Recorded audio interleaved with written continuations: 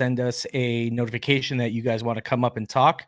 And yeah, it'd be great to talk with some of y'all. So let's start off by introducing the uh, the rest of the hosts here. So we have Mocha Worm Anthony. Hey, how you doing, Kev? Yeah, bud, yourself. Yeah, good, thank you. Good. We got Mikey J Raymond. Hello, hello. Awesome. And last but not least, we have Jay Foreman. Hey, how's everyone doing?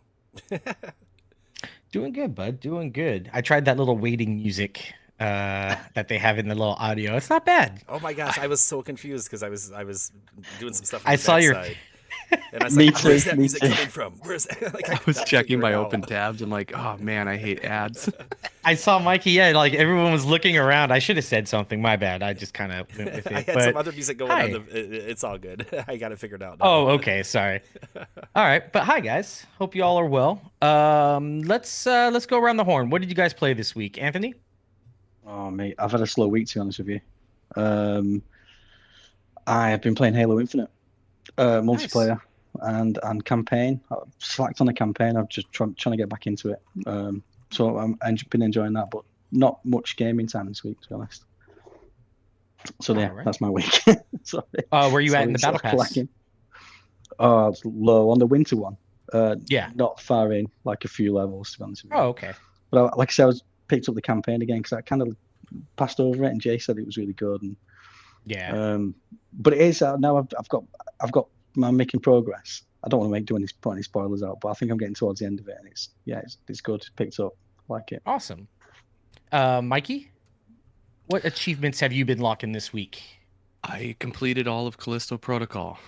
Nice. And I had a better I had a better experience than it seems reviewers did, but we'll dive into that at some point.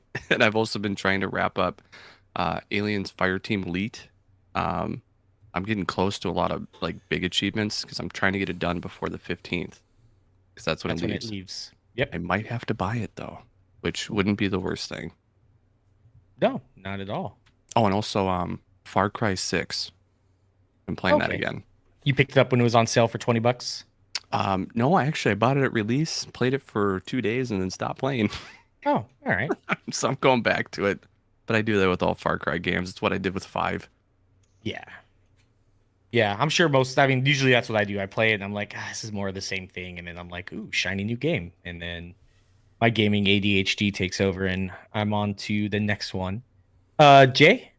Yeah. So let's see. I kind of just check out Game I Pass think titles. you're muted there, bud. I hate when that happens, but yeah. So I've just been checking out some Game Pass titles. I'd like to dive in on some of the ones that are maybe they don't stand out. I'm just like, well, what's that weird game over there? So I checked out. It's called like, let me look at it right now. Ni no Kuni, The Wrath of the White Witch, and it's a JRPG. Did you just call that a small title? Yeah, to me it is. I know it's been out on PlayStation before. I know it's a huge title, so don't get me wrong. But to me, it was off my radar, so I had no idea what I was getting myself into. The thing that got me about this is Dragon Quest 11 is leaving Game Pass right now, and if you're looking for something to get into that might be kind of similar, this is really that title. So I've been having a lot of fun with that. And sorry, yes, I know it's a lot bigger than I made it out to be. Also played Overwatch. Still working on that. Got through the battle pass to level 72 last season. I really rushed it at the end, and now that season 2 has started, I've been jamming on that, and I've still been playing Dicey Dungeon because if you're on video, you might be able to see this thing. It's the tiniest game controller I've ever seen, so I carried this thing with me for xCloud and for cloud gaming. It doesn't have dual analogs. It's just a D-pad, 2 shoulder buttons, and it's great for retro gaming. It just pairs really well with my phone, so I can pull that out late night in bed, or I'm not into touch controls. I really like that tactile feel. So that's it's made by 8BitDo. They make a lot of smaller travel controllers that are really popular. So if you're looking for something small, I recommend that. It's probably $20, the size of like a finger. It's really tiny. I was gonna say the Switch controllers when you have to use just one paddle, like when you're playing Mario Kart with some friends, make my hands cramp. Yep. Oh yeah. My hand, I might have to chop them off if I ever use that controller. No, it is very. It's even smaller than the Joy-Con, and sometimes I even use it just for like one hand. So I'm very particular about the games I use it on, but it works for slower games. I definitely want to be playing some some beat 'em up or or anything that takes a lot of input. It Also- reminds me of Zoolander, where it's like, is this a school built for ants? Or I don't know if you remember that movie, Zoolander, with Ben Stiller, but yeah. But on the plus side, the Um, thing is just so darn tiny, so it travels really well.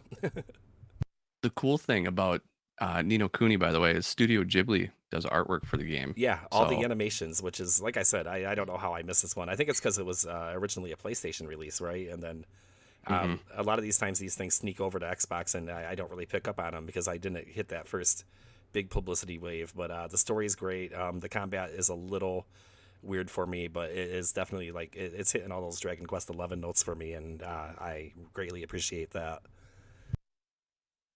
Nice. Yeah, that sounds awesome. For me, I've just been doing Overwatch 2, Persona, a lot of Overwatch 2 actually. I just switched over to console and it actually has a really good feel for on console. So I'm going back and forth between PC and that. What else did I play? I'll have to take a look at my list, but yeah, pretty much just Overwatch 2 and Persona 5. Just still trudging. I forgot how awful the fifth palace is for Persona 5, but I'm gonna finally get through it. Other than that, pretty mellow gaming week for me. Nice. This week we have what High on Life is coming out. So if you Yeah. if you're bored, people. I know this whole narrative. There's now no games, but there are a lot of games. It's just not those huge triple A epic bangers that some people make their primary game. So, well, anyways, my point is that there's lots to play, and there will be lots to play this week, and it just keeps coming. Yeah, I'm excited for High on Life. That's Justin Roiland from Rick and Morty. For those that didn't know. Yep. was The gonna say- Trover game. Yeah, have you Just- guys all played Yeah. the Trover game? That was so funny. That was a great game. Yeah, Trover Saves the Universe. Yeah, I think it that's is. Yep. It just straight sounds like Morty. I don't know if he's gonna one day connect every single universe together or what. Like Morty's all the same character, but your gun just sounds like Morty. He doesn't even try to do anything different. It reminds me No. of, and I should know the name, the Bob's Burgers voice actor. Like, he just does the same voice for every character he does. Like Archer, it's Bob, like like anywhere he is, it's always the same thing. And Rick and Morty, yeah, it's the same type of stuff. Trover was the same thing. John Barathor or something like Yep, that. yep. Yeah, I know who you're talking about. You got Yep. it. Yeah. And the I Arby's just saw commercials. him in a movie too, from like the '90s, and I heard Bob's Burgers voice. I was like, wait, hold on. It's very He's been doing this for decades. Oh yeah. And on that show, they have like side characters and stuff, and he does the same thing. Like, it's just his voice, but maybe sometimes it's like a little fuzzier or something. But beside the gaming point, that's for sure. That's a little bit of a tangent. Nice. Well, hey, do you guys want to jump into the news topics? We got a bunch. There was some pretty big bombshells that ended up happening this week. Is there any we want to tackle first? I'm pretty sure we should maybe do the FTC, just get that one out of the way. Yeah, maybe we can chunk that up because we did a lot on that on Thursday, and there's been new developments amazingly since Thursday. It's the never-ending story, kind of like I keep choking about. So, yeah, let's dive on that a little bit. Yeah. Let's pass this over to Mikey. Mikey, tell us Crap. I know. Oh, are you ready? I don't No, know. I'm ready. You've kind of I'm been ready. our Just- research, our lawyer, our resident lawyer here in research on the FTC. So I figured you'd be best prepared to take on this topic. Yeah, so while we were doing our show Thursday, we didn't catch it during the show, but the FTC actually published their complaint, which turned out to be a 23-page complaint that I was kind of thankful was shorter, just because I wasn't really interested in reading anything over 100 pages. But it's, again, I know we're all Xbox fans, but man, it's kind of weak. Yeah. Right off the bat, the complaint argument tries to establish that Nintendo is not part of the market that they're trying to subsection off. They dictate that there are multiple markets, but that Sony and Xbox are the only two that are part of what they call a high-end console market, high-end hardware. And they say Nintendo is not a competitor in the space. So immediately they're already trying to take out like one of the big three, to argue that they're not part of this culture simply because they don't have Call of Duty, because it ruins their entire argument. So they do that, which, when you think about it, it's like, okay, so does that mean Nintendo is a monopoly on the low-end console market? What do you mean? What are you trying to say here? So it was a very it starts off poorly. They try to establish that there's a separate cloud market that is this burgeoning, blossoming market that um, needs to be regulated now Yeah. without really talking about the failures of Google Stadia, without talking about the fact that cloud gaming has been around for many years before Microsoft. I can't remember the company that they originally purchased, but Sony bought into the market uh, like 8 years ago. Maybe it was six-ish. And it started with a G. I can't remember what the company's name was, but it's been around forever, and it's just not taking off. It's not a huge market, so they never talk about that. And they also try to argue that subscription services are their own market as well, um, which throughout it doesn't really do a very good job. It makes multiple references that are kind of incorrect, including the big one that people have been hearing about, which is that the FTC might have lied about what Microsoft told the European Commission. In their article or in their complaint, they state that Microsoft lied about its intentions of making ZeniMax or Bethesda titles exclusive. They said they made the European Commission believe that they wouldn't make anything exclusive, but they never said that. Microsoft, I even said this during our last show because this is an argument people were bringing up, but they said it in their document, and I was shocked because Microsoft came out and said this was going to be done on a case-by-case basis. They Yeah. said that. The only reassurance they ever gave was that titles that are currently existing on these platforms weren't going to be taken off. And they said they'd evaluate on a case-by-case basis after that. So the European Commission comes out and says, no, Microsoft never said that. And even in our decision, which we said that, they allowed the Bethesda acquisition to go with absolutely no constraints. They said even if these games were removed from other consoles and made exclusive, it would not lessen competition in the video game industry space. So in their decision, they even said that that was okay. So the FTC right there, it's another bad look, because not only are they wrong about an assertion they're trying to make, why are they using the European Commission's decision rather than their own on the ZeniMax Bethesda acquisition? I don't understand. Yeah, it's really. Moreover, sorry, go on, Jay. I was just gonna say it's really murky because it seems like they're talking about a bunch of different things, and you just made the points. They're talking about cloud, they're talking about subscription, we're talking about COD. Are we talking about the other parts with all Blizzard and Activision and everything included? Or it seems like they're just kind of all over the place in their reasoning for wanting to block this or to hold this up a little bit. So I think another really weird thing about this is usually when we're looking at these merger situations, it's the market leader that is coming in to suck up the competition, to acquire things. It's not somebody coming from second or third place in a market that has as much capital as Microsoft does. That's why this is like a really weird thing for regulators, I think, too. Like the third place player wants to make a big investment and wants to make a big buy. They're not trying to necessarily squeeze out the competition. They're trying to become a bigger part of the competition, to make their piece of the pie a little bit larger. So is this really a move? And it keeps coming back to, is this really a move where Microsoft is trying to become a monopoly, or are they trying to become an equal player in the console space? And I guess I don't know where I sit on that fence. I'm sorry to cut you off, Anthony. You had something to add too. That's all right. I just to pick what Mikey said then. Where would the FTC get this information from regarding the European Commission to be confident enough to use it to then be sort of unveiled as it isn't true at all? Where would they get this information from? It's not something you just create and put in. It has to have been, some factual information they've received from somewhere at some point. Maybe it was from as far as Bloomberg.com. Who knows? Because their Google search did not work well for them on that point. It's It's just on mind-boggling. Wikipedia. I mean, it's just mind-boggling. I mean, Mikey's joking, but sometimes I'm really starting to wonder. Like, some of the different things that have been said, kind of, maybe off the record, have me guessing. to how on top of the industry these people are, how knowledgeable they are about the real intricacies of what this deal pertains to. You know, with all the different moving parts and all the different studios and just the industry and how it's shaped. You know, They Right. just went to Wikipedia and tried to oh, look it up.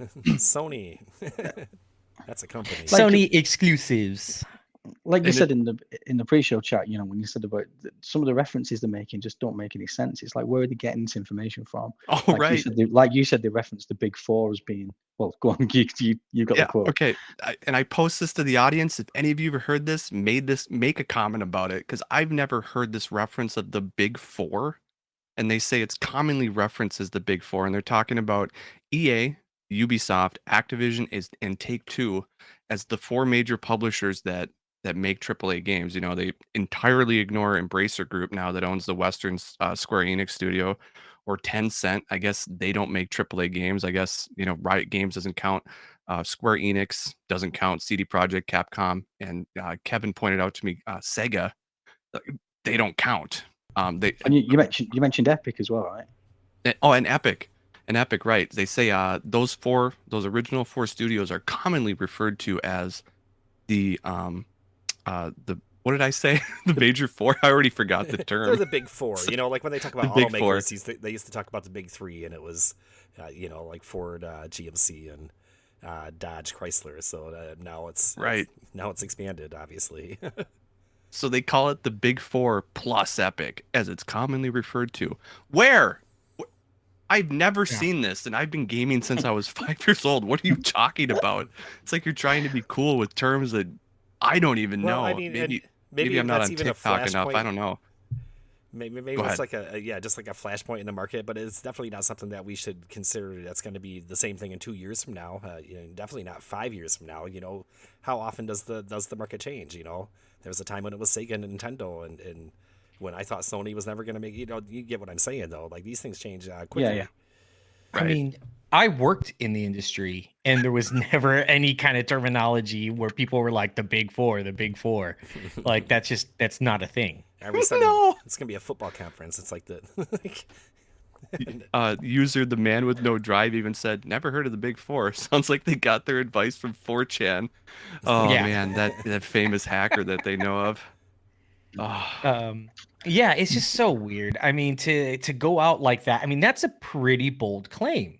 It's for them to go out and be like, the EU said this. Like, you got to make sure that when you're citing other people, this is like the biggest blunder ever for the FTC regarding this, is because when you make claims like that, I mean, maybe they read it wrong. I mean, maybe they got like a junior paralegal to read it, and that's just how he interpreted it, when he was reading the docs. But to say that and claim, and then it's even more embarrassing where the EU is like, nah, bruh, we didn't we didn't say this. It's so embarrassing, and that's one of their major points, which is even Well, worse. Like that's what's holding up this, is because they believe that Xbox is going to make it exclusive when they've never gave that promise. Can you imagine the Yeah. EU, being the guy that's crafting that statement? You have to know this thing is going Hmm. to get just picked apart, right? You have to understand the atmosphere, the temperature of the room, I guess, and just how gamers are in general. So you would think they would have given more thought into the points they made and not tried to lay out some stuff that is obviously going to get fact checked and just ripped to shreds in certain parts. the And EU came it's- back within 24 hours, I believe, Yeah. to counter that statement, Yeah. which in it that surprised me as well. In itself, that somebody's on that straight away. So, but I mean, this is the issue though. They can make those claims. They could say Xbox makes Sony games. It doesn't matter when they go to their own administrative courts, because all it's going to be is like, no, that's not it. So then it gets appealed back to the FTC. I don't know if you talked about this, Mikey, yet on the I Thursday did. show. We did, Yeah. The So, whole I appeal mean- process, which is going to the Supreme Court, by the way, that process, and will be decided on next summer. So Yeah. it could be thrown out anyways. So they can make ridiculous claims, and if it was federal court, it would have been shut down. But since it's going to their own court, they can say whatever they want, and all it's going to do is get kicked back to them, and then they change it, kick back to them, and then they change it, and they can keep going until they get it right. So it's kind of a crappy situation for Microsoft. the big problem with it is they use that argument not to establish Microsoft as monopoly, but they use it to establish that Microsoft will lies, and that's why they can't believe them on anything they say, because they've also made the same argument about the CWA, which actually has now come out again um, and said that the FTC is wrong for doing this. By blocking this, you're blocking us being able to do any unionization within Activision. Um, Yeah. because the big thing going on right now with unions is the CWA originally wanted them to go in and scrutinize this deal after Microsoft dealt with the CWA, and they said, "Look, we're going to stay neutral in every single um, unionization effort that you try to make. We'll stay neutral. Go for it, man." They fully supported Microsoft after that, even to the point now that they're going to ZeniMax, and they're currently looking at unionizing over 300 QA employees within that company. And Microsoft is staying neutral. They're staying true to their word. Uh, and so they're just like, why are you doing this? Stop. Yeah, The and CWA is fully backing them. we get a lot of people are just like, oh, how can you support this? It's just monopolization, and there's just a lot of nuance to this. And one of the things I look at is Blizzard, and if you're not familiar with the company culture and the horror stories that came out of there over the last several years, it's one of the things it really it rabbles me, because Blizzard is probably my favorite game developer of all time. And it's just I've seen them fall from grace after the merger with Activision, and how a lot of talent left them, and how they've changed in their development process. But anyways, what this acquisition does is it gives someone like me hope that maybe Blizzard can turn around a little bit, and we can start seeing some development in some of these IPs and different ways we haven't seen before. But more importantly, like, maybe the employees can develop in a atmosphere where it's conducive to creativity, where they're not always feeling rushed, and it's not harassment happening around the corner and guys running under desk and all the other crazy stuff that was going on. So it's more than just rooting on a company and being about oh, my team versus your team and the console war stuff. And I genuinely would like to see things improve for franchises that I love, and something that I perceive that's been a rough environment over the last several years. Yeah. So the man with no drive asks, outside of game IPs, what else would they get with the acquisition? Anything worth bringing up? I heard a bit that it would be their tech cloud structure, but how is it relevant to a cloud giant like Microsoft? Well, there's The I was going to say the big thing they want actually is King. They want to establish which is one thing. The FTC actually ignores this mobile point because it actually hurts their argument. They want to get in and establish a mobile platform. They want to start competing against Google and Apple, which the FTC has been going after recently because of the concentration of the mobile gaming market is so bad. They're going after it, and so the FTC, in their infinite wisdom, arguing against this, ignored the fact that Microsoft wants to get into mobile gaming, because it actually hurts the FTC's argument, because they're increasing the competitive level in the mobile gaming market. Microsoft is actually brilliant for doing this because it only helps their case. That's a big one, especially because COD Mobile. Yeah, there you go. You can't just launch a mobile platform without having something to pull people in. It's one of the reasons that Fortnite was able to still succeed on the mobile platform without being on the Apple Store, because it was its own separate download. It could still do it because it's Fortnite. So if you're Yeah. going to establish something like that, you need a big game, and COD Mobile does that for them. Candy Crush does that for them. King Games and these mobile games does that for them, and allows a third party to finally come in and compete.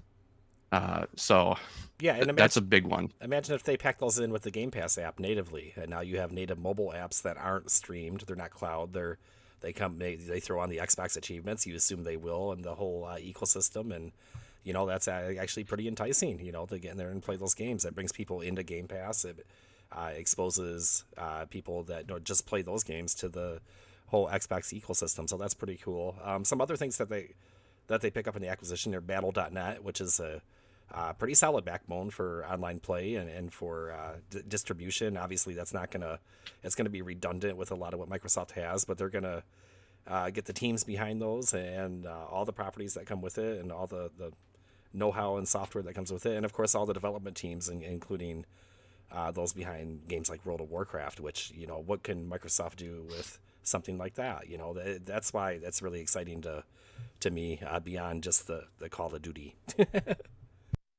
I Yeah. can't believe they're not talking about World of Warcraft or Overwatch or any of these games. I mean, I know Overwatch is getting railed, but Yeah, not a Blizzard word. Activision has huge games, and you're only focusing on Call of Duty, which is what's gonna really, I think, kill the FTC's argument, because they're promising it to everyone. They made a 10-year commitment, kind of disproving the fact that Nintendo shouldn't be included in this market, because Nintendo clearly wants to be in that market by signing Yeah. that 10-year deal. Right. It's just all over. Which improves things for Nintendo gamers. Hey, you're getting Call of Duty now on some form or level that we don't know about yet, but we'll see how that plays out if we get to that point. Well, I mean, that's because Sony believes Nintendo is for kids. I don't know if you guys saw that. Everybody's saying a lot of just out of pocket stuff, and I've been hearing a lot of Yeah. comments like that. That just kind of, I'm like, really? It's just Like, ridiculous. somebody needs to get a leash on that. So Yeah. I'd rather. I mean, we've really been on the subject for a bit, and especially last week too. Did you guys want to maybe move on to some lighter news and maybe some more different topics, perhaps?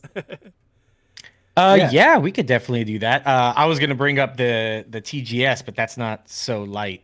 Was there something you had in mind? No, Let's but just get I, the bad news out of the way, man. well, Let's first do of the all, TGS. Yeah, well, I mean, All right. why don't you go for it? We're here anyway, so Oh, okay. yeah, do it. So I'm just okay. Am I disappointed that? So those that don't know, the Game Awards, they were, or the TGA, the Game Awards, they showed up. It was pretty much giving out awards. It happens every year in December, but surprisingly, unlike last year, Xbox was a no-show, which caused some ire from Ryan McCaffrey from IGN. I believe Jez Corden also wrote an article about it. And of course, it's become a narrative on Twitter that, oh, Xbox didn't show up, that people getting angry over it. And I respect Ryan and Jez. I do. I have a lot of respect for both of those guys, but I can't get on with. I can't agree with their message. I think it's silly.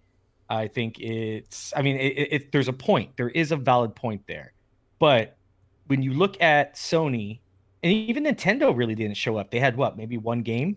That was it. That they showed. But look at. I mean, Sony skipped E3.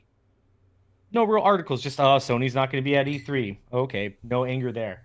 What they skipped Tokyo Game Show. No angriness there. That it was like, oh, okay, they're not here.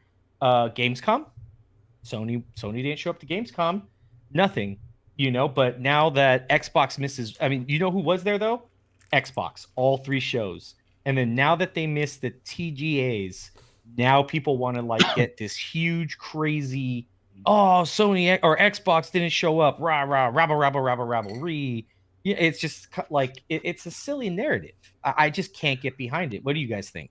Well, you just convinced me the other way almost.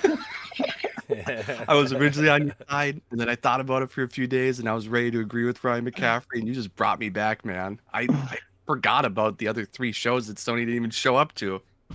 Yeah, this is like isn't it like when the it's pot silly. boils over though? Like, isn't this just kind of like a flashpoint of a couple years of maybe frustration from a lot of users and journalists apparently now? I have a theory on this, and I'll try to make it quick. And Microsoft has been getting hammered for the games are coming soon. The games are coming soon. It's become a meme, and I think they're very aware of that. Their marketing is a lot smarter than people give them credit for.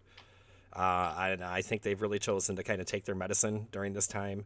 That's why things have been really quiet this year, so that they can get to a point that when they're announcing stuff and we're getting game news and footage, that it's something that's coming out fairly soon. We're not getting these 3 and 4 year off release dates. So I think next year we're going to start getting a better flow of content from them. And I think this is a strategic play from them more than anything else. But again, that's tinfoil hat theory time. But it's just really what I think. I think they've learned their lessons basically, and I expect this dry period to come to an end sooner than later. And they're even tipping. I am Aaron. I am Greenberg all even came for. out.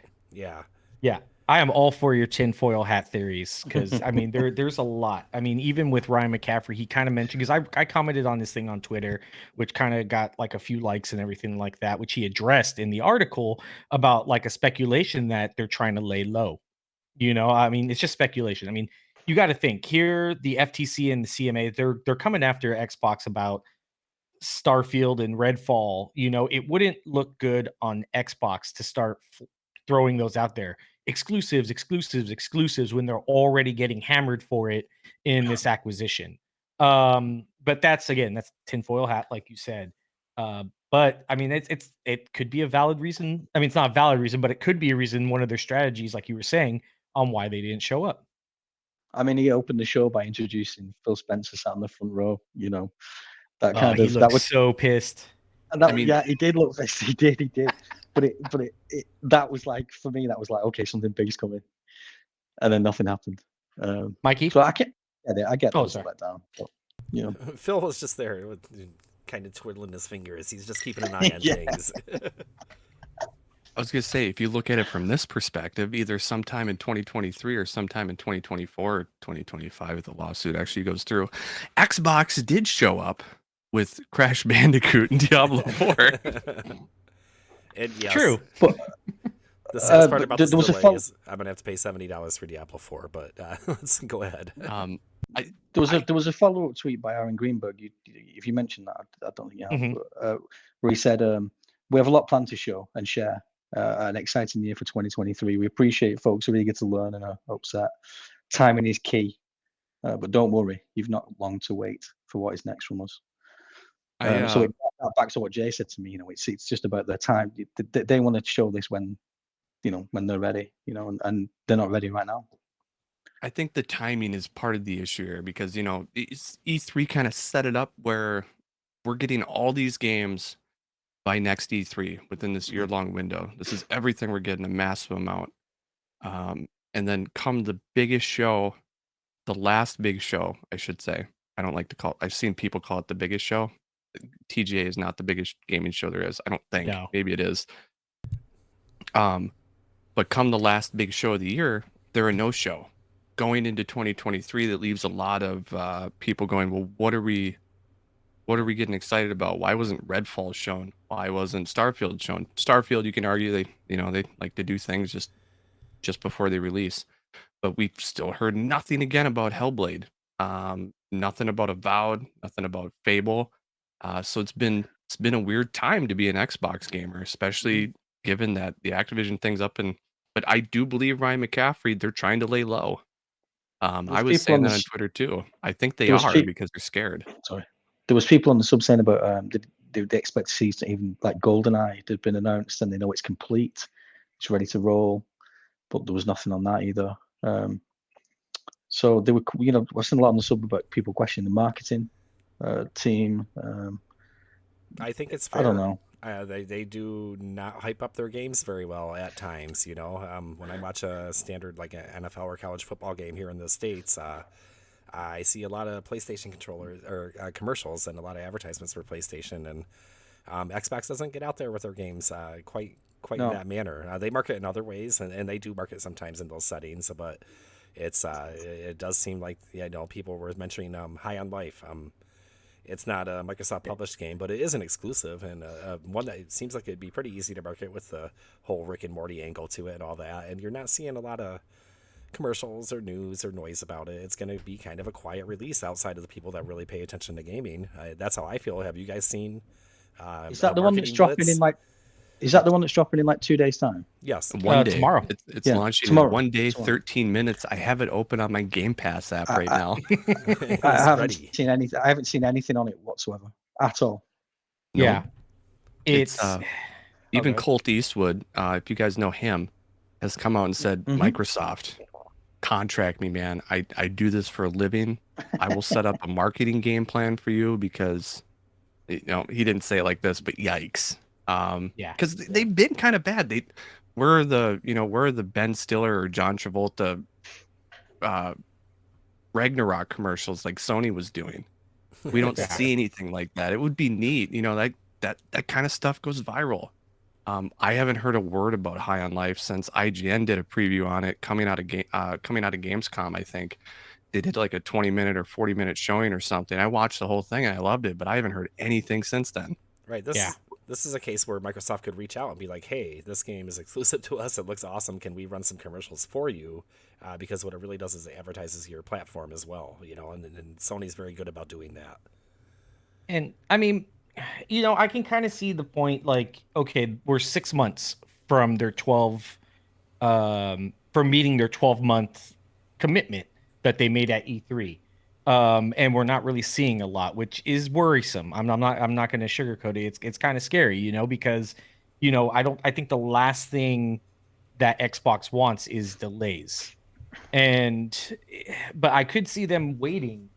Why share the stage with somebody that you're going to have to pay crazy amount of money to get airtime for when you could probably get it a lot cheaper and host it in January or February, which is normally a very slow time for news.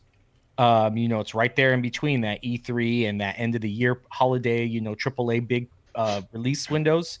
But January, February is pretty much a slow news month. I like I said, Aaron, I wouldn't be surprised, if they have something coming in January where they're just going to drop release dates, they're going to drop gameplay, they're going to, at least that's what I'm hoping. But Do you think they'll run some? marketing, Do you think they'll run they'll announce their own event like they've done in the past, or some? I think they have exclusive? to.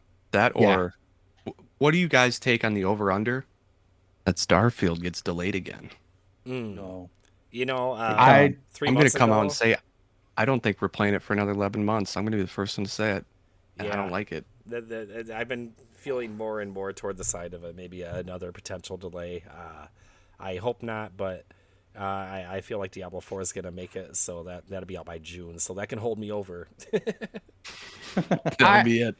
I think we're going to get it. I think they're going to make that 6-month window. I'm hopeful because, I mean, they were already doing, which is also another reason why I think Microsoft wanted to lay low, is they were doing that Todd Howard asking me questions little segment shoots on it. You guys remember that? Mhm. What happened to that? That's been what, 2 months now? We haven't seen another one. I think he said they were going to come out monthly with that. And then now it's just completely gone. They were going to talk Um, about questing next because I think we talked about that on podcast. yeah. Questing was going to be their next big show that they're going to talk about.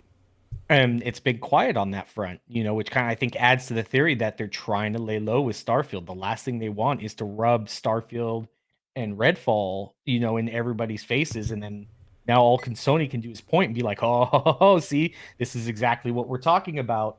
They made these games exclusive. I should Because the one thing rub them in we're- their faces, man. What else do we have to show on this side of the fence? We Yeah. have That's two it. games on radar. That's interesting though, what you just said. What Kev just said. I've never thought about that. Do you think this acquisition is causing them to purposely? Do you think they could have had something for the VGA, but the acquisition is causing them to hold things back? I I like think you it said, is just because it's not because it would convince everybody else. Because a lot of people measurably, and I challenge actually someone in the comments, show me that Microsoft is after acquisition would become a monopoly in the gaming space measurably. Please just show me that, because they're not going to. But if you show all those games mid acquisition with regulators who aren't taking the case to federal court, but you just want them to drop the case or at least allow concessions. You don't show off everything you have. You don't brag about it. Yeah. The day that the decision gets made that they're going to file a lawsuit against you, it's optics. It's a PR battle. Yeah. both So companies, there is something to say about that. Yeah. Both companies have definitely been downplaying themselves. I'm not sure if I go as far as to think that Microsoft is purposely holding back content, but we previously talked about how some of these regulators might not have that great a grasp of the real intricacies of the industry, and when you look at it that way, maybe they are holding it back because they might think it actually will influence the way they feel about the decisions they're making. And I still don't believe it, but I guess it's plausible. It's an interesting tactic, though, isn't it, to maybe damage the brand in the short term to get the longer term benefit. There are people out there that say that's what Activision did to get to a sell price. So, I mean, there's all kinds of theories and conspiracies out there. Yeah. We do have one question. What are the games guaranteed to be released in 2023? that would be worth $70 day one. So this is on the back of Kev putting it on in the post that the games are we should increasing to $70. talk about that. First of all, let's recap the news.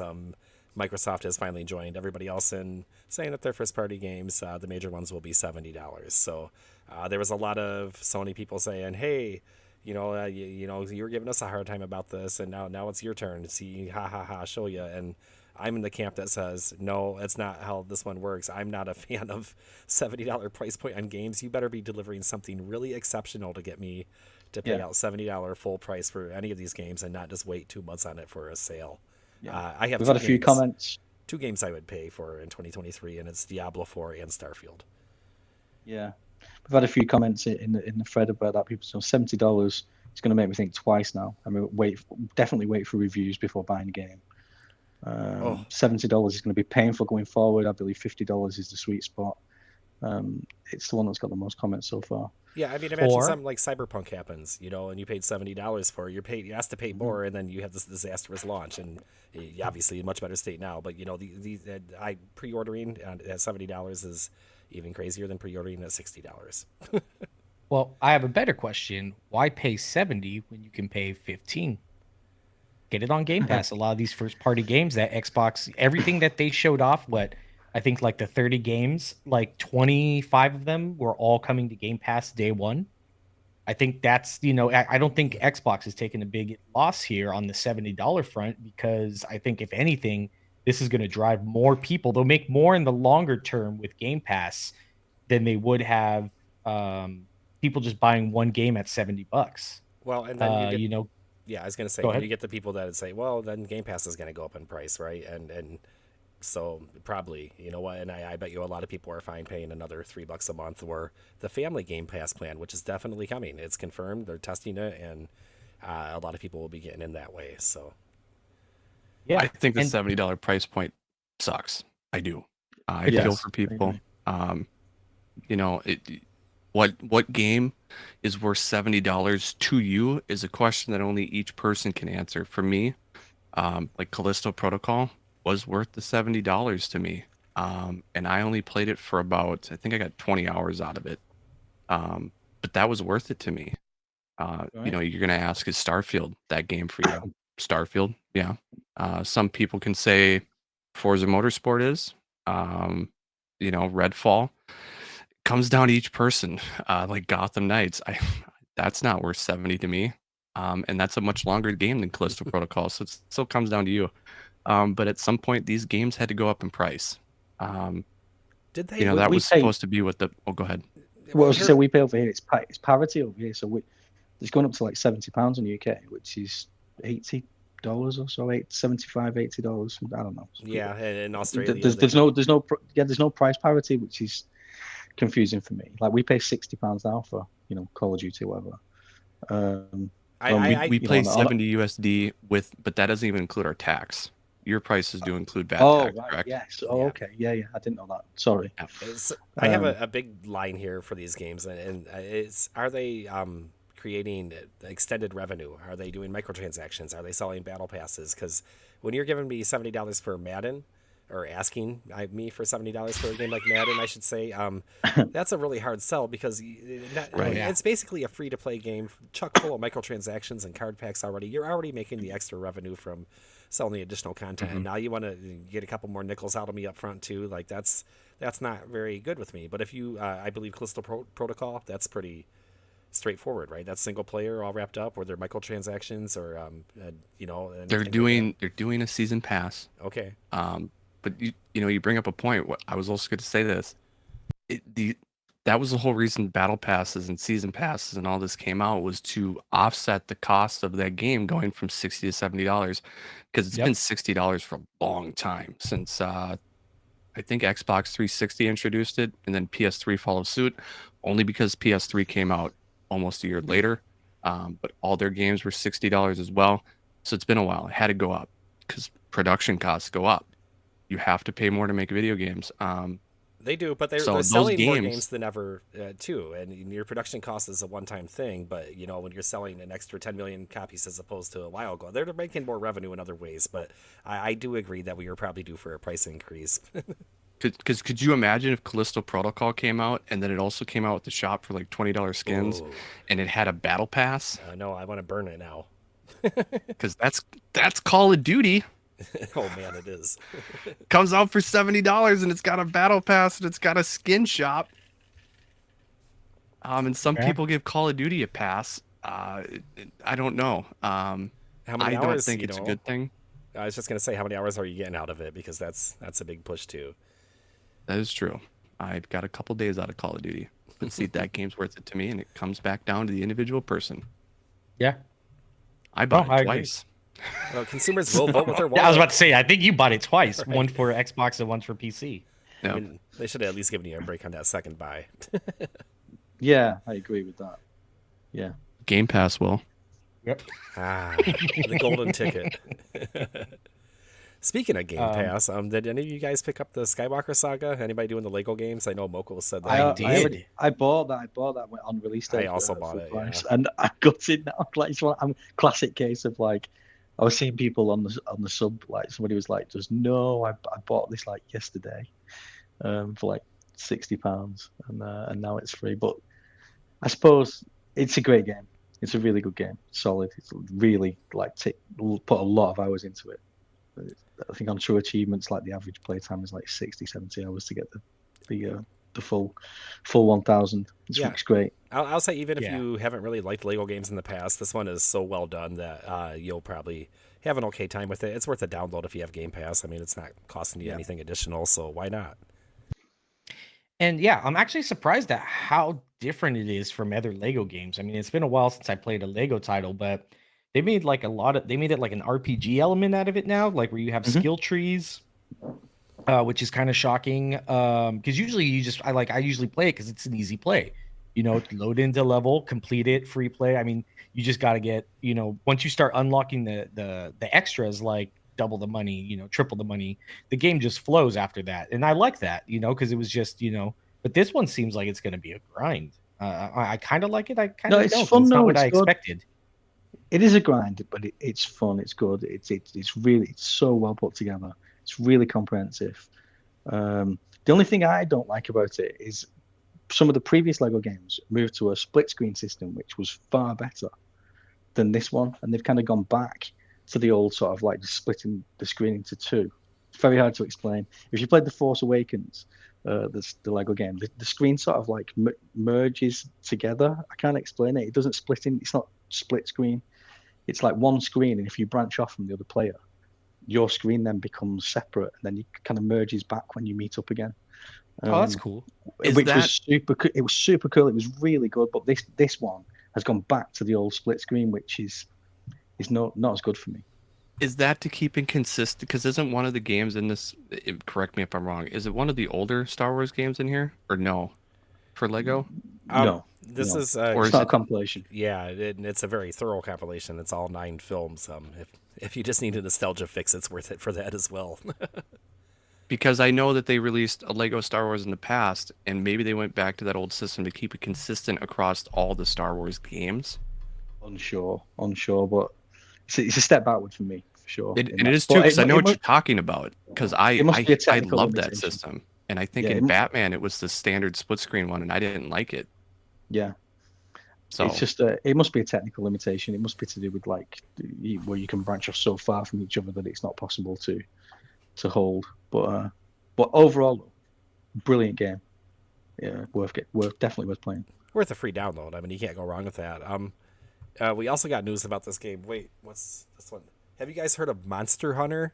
Because that's a pretty good game. So, Monster Hunter Rises. This is a little bit old now, and I'm sure most of you heard. But we're getting a console. It's already on console if you count the Switch, obviously. But we're getting a port of it. For FTC doesn't.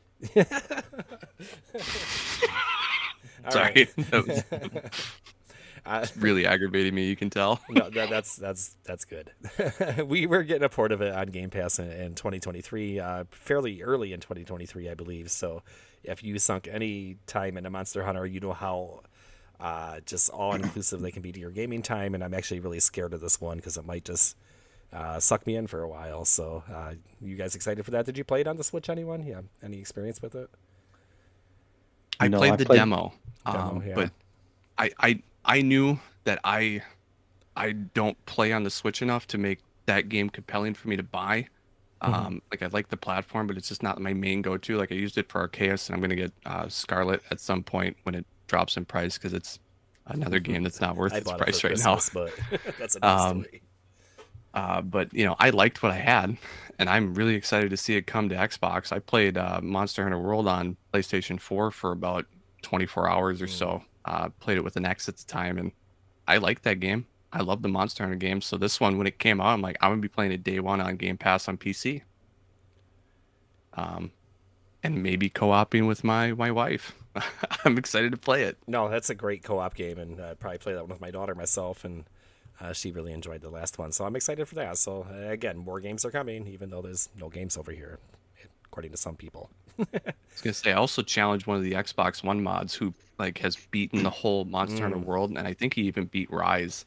I said, I will be a better hunter than you will ever be. But he's got like 1,000 hours in these games. I'm just Classic. like calling out a Jedi Master. Yeah, I was It's gonna not say gonna go good this for one me. is a big bite for you, but if anyone can do You it, it's go- probably you. You go all in. You go all in. I'll give you that. Way What too about Vampire? competitive. What about Vampire Slayer's going to mobile? I know that's not Xbox related, but that's going to eat up a lot of mine. I'm going to Vampire spend a lot of Survivors. time on that. Vampire Survivors. Sorry. It plays great going on to mobile. xCloud. It's one of the few games I don't mind with touch controls because you're basically just running around in a circle anyway. You can play it just with one hand, yeah, that's what a great game that is too. Is that native on mobile or is it cloud? Cloud-based right now. That's Oh, at see. least as I played it. Fractions of a second get me hit though when I'm Good going point. through those mobs. I couldn't do it. No, at the end it gets really, really intense in there and really, really cluttered. And yeah, just moving a little bit in the wrong direction can kill you. So Does your little controller connect to your phone? Yeah, but I because that's a D-pad, it's hard to play that particular game with it. Analog is much better because you have to move at angles sometimes, like Mikey was saying, to dodge all the chaos that is Vampire Survivors. So we had some Halo Infinite news this week. A little bit of a surprise. They shadow dropped, if you will, a custom game browser, which made a lot of people happy. I have not been playing Halo so much. I've been in Overwatch a lot since Season 2 dropped, or since Overwatch 2 dropped, but this seemed to be really good news for people. And the way I understand this, and maybe the Halo experts up here can help me out, this is just where you can find a bunch of different fun games to play, right? Like creative different game modes and that are in the standard playlist. So it helps with variety and it helps give you more to do. Is that a good read? Yeah, like one of my favorite things, because I've talked about puzzle maps before. Yeah. The browser is because it came up in hot once on Halo 3, Forge, and even Halo 4 and stuff. These puzzle map ideas, I'm like, what is this? And it was addicting to me. And it's something that you're never going to find in matchmaking because you don't go into a puzzle map competing with someone. Although I have seen puzzle map races, like Forge creates these entire genres within Halo, similar to how like StarCraft would have their modding tool. I would say that Forge has brought to Halo what StarCraft has with their like open entire subgenres of games within StarCraft. Yeah, people make crazy stuff in StarCraft too. If you're not familiar, just go look it up. So this is I need some friends to play with because I don't want to just go in alone. I'm gonna do it eventually, but it's a huge deal, and I can't wait to try some of the puzzle maps. I just think this is more evidence of the people that were quick to write off Halo Infinite and maybe might be back in 6 months, a year, if they just keep working at it and adding content like this and different game modes. And if we get expanded single player, we were talking about the campaign earlier, some DLC for that. Halo Infinite's going to be sticking around. It's not like abandoning ship and looking to reboot or anything. It might be around this entire generation from my view. I agree. It's a solid game. Uh, I've not done the custom maps yet, though. So just tell me, because you probably know, the custom maps it's user generated content that I can just browse and launch into. So Yes, is it user generated maps? But can I do that? Is it matchmaking, or do I have to go in with my own party? Do you know? I don't know about. Maybe Mikey does. I don't know how this one works. In years past, it's just been private lobbies. Right, And okay. then they take some of the best community stuff that was made and they bring it into matchmaking. Into Uh, rotation. Yeah. and it would be fine-tuned by, because it would be stuff that MLG would pick up and use for their maps, and then Bungie at the time, or 343 with Halo 4 and stuff, and 5 would add these maps in later into their MLG rotations or their Team Slayers, because the community makes some fantastic maps that the community loves because they're fair and balanced stuff. Not to Yeah. use Fox tagline there. I'm so sorry. Fair and balanced. I was gonna say to Jay's point too. Once Project Tatanka comes out, then yeah, that, and then they sync them together to where things that you earn in Halo Infinite transfer over to the Battle Royale. And things you earn in the Battle Royale now transfer over to Halo Infinite. Yeah, Halo's not going anywhere. Everybody was doom and glooming it, dead game, but it's still doing pretty well. And I think there's a lot more life left into Halo. It has all the feel of one of those games where they're gonna stick with it and it's gonna turn the corner. And it might not win everybody over, but it will maybe end up in a better place in history than a lot of people thought it was going to. So I will keep watching, and you know what, I owe it a chance to go back in there and play a little more too, because I really had a good time, both single player and multiplayer with that. So, Did you, Mikey? Did you play with your? Did you play the co-op campaign? Yeah, I know you're waiting for that. No, we're playing through some of the final Halos, and then we're getting to it. It was just kind of, we stalled playing them all because we just, no news of Halo Infinite coming out. Now it's like, let's get in shape. Let's get it done. Nice. So some community news. We've been having a game of the year kind of eliminator bracket, kind of like a March Madness type thing, if you will, and it's been a little bit of fun. It's just kind of for giggles more than anything else. The early favorite is obviously Elden Ring. I don't think a lot really stacks up to it, but it's been fun watching the individual matchups as the games kind of go against each other and to see who comes out on top. So, for instance, in the first round, Tunic beat Saints Row. That wasn't a big surprise. Grounded beat Tinykin. Also wasn't surprised. Rogue Legacy 2 beat Gotham Knights. That one I thought might be a little closer, but thanks for those who voted for Rogue Legacy 2. Persona 5 beat Tiny Tina's Wonderlands. Vampire Survivors beat Immortality, which did you guys play Immortality? I haven't yet. I haven't downloaded, but I haven't played it yet. One of the mods over at X1 loved it. I had a weird time with it. I don't know if I liked it or if I didn't. It's a very interesting game. If it's anything like Her Story, which I completed, it's definitely not for everyone. Same goes for like something like Pentiment. It's Very definitely similar to something that. But that's what's great about Game Pass. You got to try it, but you didn't have to pay separately for it. That's true. This one, you're rewinding old film clips, and you find different aspects of the story hidden within them, and it's quite the ride. So, but Vampire Survivors did beat a much more easy access game, which is not a big surprise. Cult of the Lamb lost to A Plague Tale Requiem.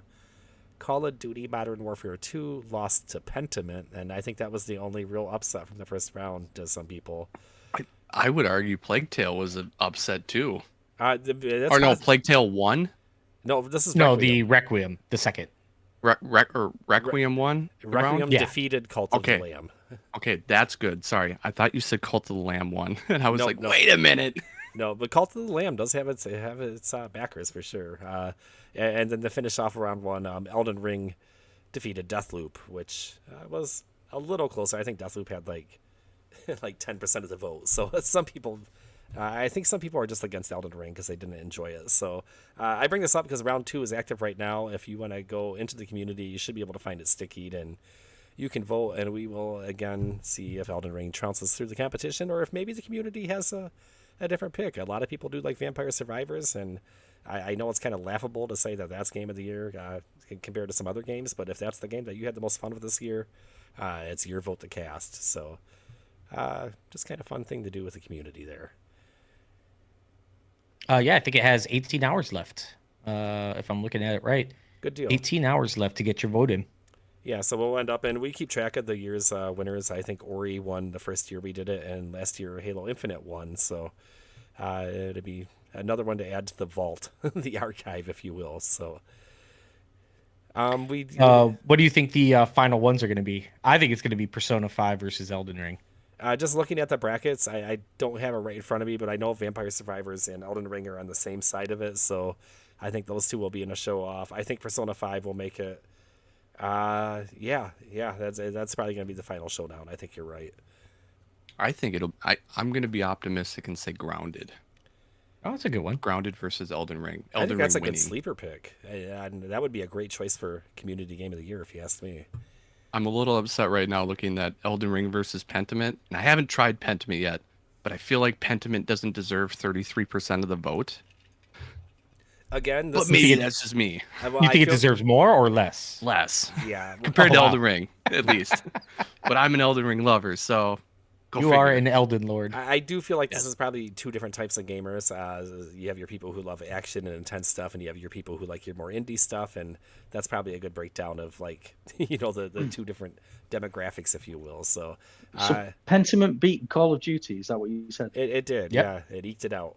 Wow. That also Wowzers. shocks me. I again, if we're looking, it depends what your criteria is. If we're looking at production values and budget and just it's obvious that Call of Duty is the bigger, better game. But if we're looking at if you enjoyed it, and then things become a little more subjective. Yeah. Maybe we should submit this poll to the FTC to show that Call of Duty isn't the end all be No, all. it can't even be beats Pentiment. it in our own scale. But that's just Yeah. going to show them the true power of Pentiment, though, and now they're going to know Xbox's secrets, and they'll just close all deals from here on out. Be like, whoa, you guys got that? No. And yeah, it was Pentiment only won by 22 votes. Yeah, so it wasn't like a complete blowout. It was kind of a little bit close. A little bit close. For those of you that are still in the room with us, we have some game codes to give away. If you have anything you want to comment on that we've spoken about, or just maybe want to throw something off the wall at us before we close up the show today, you still have time to get in. Raise your hand. We'll bring you up and see if we can get you a prize. We just wanted to thank you, though, for listening to this. A lot of people listen through podcasts or see us on YouTube, but the live audience always makes this more enjoyable for everyone, and especially when we get to hear from you. Hint, hint. So...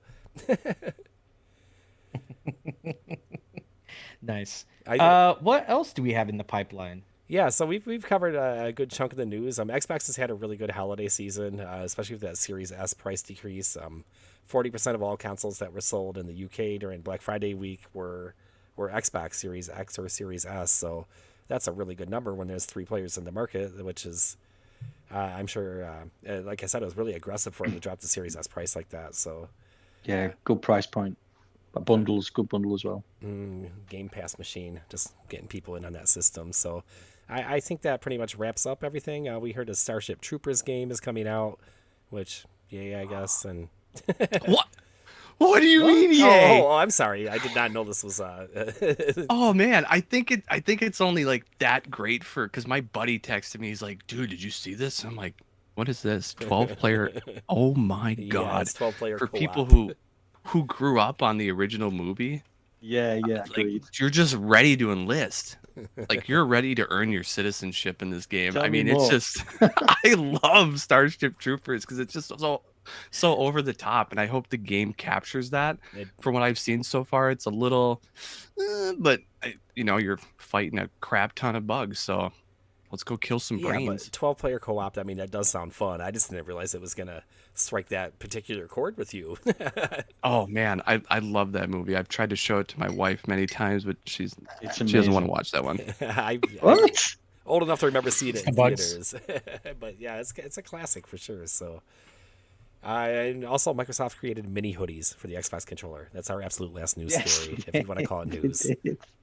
It's the most ridiculous thing I've ever seen. But you want one, right? You want one? Yeah, did any of you guys buy any? I mean, No. I But tried to I get want my one. wife to buy me one for Christmas that I don't think she did. can it double as a beer cozy? Like, Apparently, it can could. double as covering Phil Spencer. I see in the poll that we have going for the games. I see him at the bottom in one of those hoodies. so I confession, somebody, one of our team members created that or found it somewhere, and they wanted us to turn it into the upvote icon for the community, which it wasn't going to work for that. So I figured I would slip it in somewhere. So Phil Spencer in an Xbox controller hoodie is plastered on our showdown for our game of the year. Maybe it'll show up April 1st. Yeah. All right. Well, yeah, that's it. Did we want to go around the horn here? And Kevin, you want to start our closing ceremonies? Well, there Yeah. was one other thing I wanted to Oh, talk not about. Mikey. Say this one other thing though. Did anybody else play Callisto Protocol, or was it only me? No, please Just give us you a at the moment. give us a review. I think you're the only one that Oh. that jumped on that grenade. That I jumped grenade. on I jumped on Gotham Knights for everybody, so it's only fair. It wasn't. True. Come on, it I wasn't just a wanted to just know. grenade. I'm pretty sure it's a good game. I've heard it's a great it's fun, but like the combat is probably like one of the worst. I think worst like you, aspects Kevin. I about think it. I was watching the Xbox era guys playing it, and it looked like a lot of fun to me. It did look maybe a little repetitive, but why don't we get the word straight from the horse's Let's get mouth Mikey. here? Yeah. So originally, I was ready to return the game based on the reviews because I'm like, I just paid $70 for like the worst game. What? And then people were ranting about it in the Discord. So I bit the bullet anyways. So I played it, and I loved it. I gave it an 8.5. I don't give it a Wow. 7.2 or whatever. I ended up getting on Metacritic a 72 out of 100. But the combat was one of the hardest things for me to get over because I didn't understand initially. The game tells you that you just dodge. There's no timing window, nothing, even though they have perfect dodges in the game. That is a timing thing that is almost incredibly hard to do. But it doesn't really teach you how combat works. Figuring that out is what gave me that, okay, I can get behind this game now. Because it was initially a really hard learning curve because you just dodge one way by just holding the stick until the enemy attacks, and then you hold it the other way. And actually, this is kind of why it's a little janky. Afterwards, I was still trying to finish my perfect blocks because I didn't get it through my 20 hours of playing. And I actually got it by sitting there with the controller and just hitting left stick back and forth repeatedly, like super fast. You could dodge enemies that way. So it's not perfectly balanced. But outside of that, the combat makes you feel like you're fighting for your life. It's visceral. What you're up against, it's brutal. You can feel the hits. You can see them. It's just something that you have to. That never got tiresome to me. I understand people are talking about, oh, there's the same enemies. I would say there's good enemy pacing throughout the game. Good introduction to new ones, and it ramps up. I think they use a little too much of one enemy as a mini boss. They use like the same one, this two-headed monster, too often, in my opinion.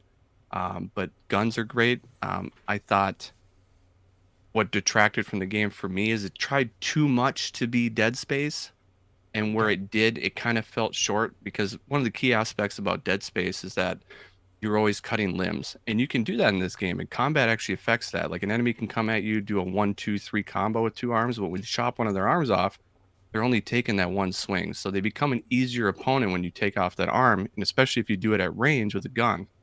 But the guns in like Dead Space were like these energy line weapons that really just hit entire section of a body, so you could really cut through enemies, and it felt like that with this game. Everything was bullet based, and you didn't have that same feeling. You didn't have the, oh, I'm really cutting limbs off. You're just targeting that area, and hopefully it fell off. It just felt short, or fell short of what Dead Space was, and that's what really detracted from me and gave it the 8.5. Otherwise, there was times that I was actually sitting there looking at the game and looking at my guy's face and the other characters' faces and the world around me, and I've never seen so much handcrafted detail and love really go into a world. It was fantastic for me, and I was scared out of my mind at times. The pressure was intense, and I also played on maximum security to get all the achievements in one playthrough. I was following a guide that made sure it didn't tell me what enemies were popping up. It just told me where to look for audio logs. I didn't want to miss them because there's no chapter select. But I love the game. Is it a next gen showcase? I thought so. Yeah. And I played through when it didn't even have the reflections, and some of the fog was kind of messed up for me that I noticed. Like fog would just suddenly have an opacity of 100, and I couldn't see through any inch of fog. It was really bad. Apparently something to do with the color coordination with the reflections and all that. But I enjoyed it. And that was before it got patched for Xbox, I was gonna where say, apparently yeah, it's much better patched that now. out. So you're saying this is a great foundation for a sequel, and not a bad game in its own, but you're, like everything they've laid out here seems like it hopefully will lead to maybe turning this into an IP and expanding on it. I sure hope so, because one of the things Dead Space had going for it was it had all the comic books, it had animes come out, it had that world building to it, and Callisto Protocol just hasn't had that yet. They haven't had time to flesh it out, and this is their first introduction back in, and he's trying to, recapture the vibes of what he's already created but can't take from EA. So Hmm. I'm totally behind it. I think it's a great foundational piece. And if someone's itching for a horror game, but you just want to wait for a sale, as soon as it goes on sale for $10 off or $20 off, get it. I loved it, and I think you will too. Awesome. And That those was it. sales I don't just take wanted to too talk long. about that and tell people they're a little wrong about the game. Well, No, it definitely no. looks like a really, really good game. Gorgeous. It looks gorgeous. I was just looking at different previews and people playing it. They do have a auto dodge, don't they, in the game that you can And, select? and that's what fixed the combat for me. Okay. I forgot about that because for me, I didn't know if it doesn't explain what you're doing wrong when you get hit. I'm like, should I be holding it the whole time? And then sometimes I'd alternate back and forth and I'd still get hit. So I turned on auto dodge, which meant you didn't have to pick left or right or alternate, because if that's apparently all you need to do is just alternate your left stick. Auto dodge just does it if you hold it to the left or right, and you can keep holding in that direction. But the game was still incredibly hard. You have to manage Okay. enemies getting around you, because if there's an enemy behind you as you're swinging, auto dodge doesn't work like that. Like, you still have to use the dodge mechanic. And if you're getting hit from behind, you don't dodge anything, you just get hit. There was times, even with the auto dodge, I was stuck in an area for 45 minutes. It was brutal. The game is still hard. So if you're having some struggles with the melee, turn on auto dodge. I think it turns the game from being somewhat unfair to fair, and that's a guy who 100% at Elden Ring on Xbox and Steam. So I don't think auto dodge ruins the experience at all. Okay. Yeah, I actually heard it improved. I think Nick from Xbox era, or was it Miles from Windows Central? I can't remember which one, but one of them said the same thing, that auto dodge made it a much more enjoyable experience for them. Okay, and I wrote out a big comment of why I did that, I think on the Discord too. So I agree with them 100%. Very nice. Well, yeah, there you go. You guys have it. For Mikey, it was a $70 purchase, but he does recommend it on sale.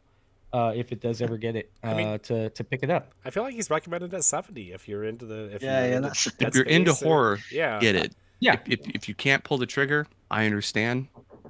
For me, I got 20 hours out of it, but that's because I played it on maximum security.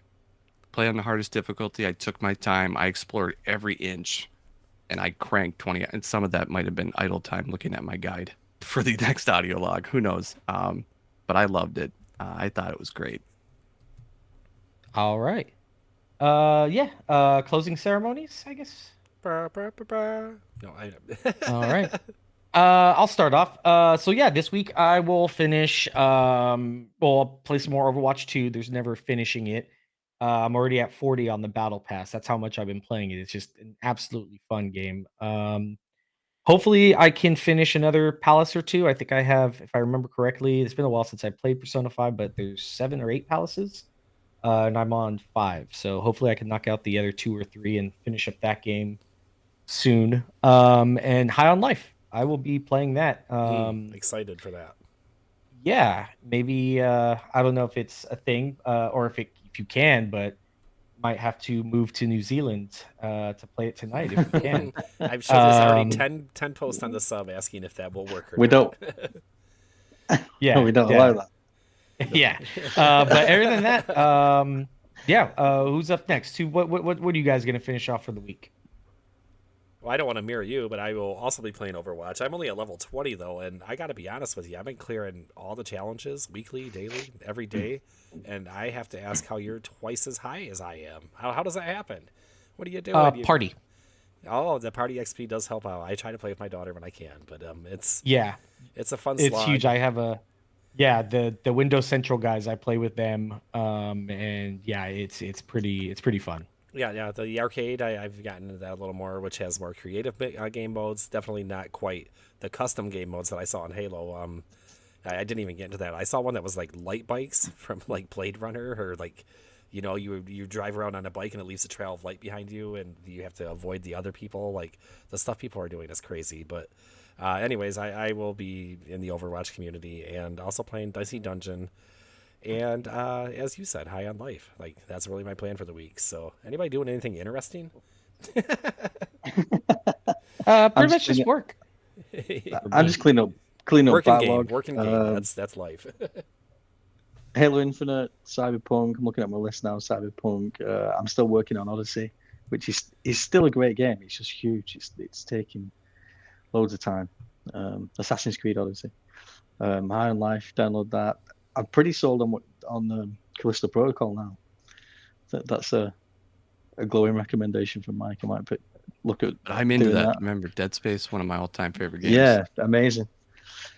So yeah, and then my kids just got into Minecraft and Roblox. So I'm sort of like managing him on that as well.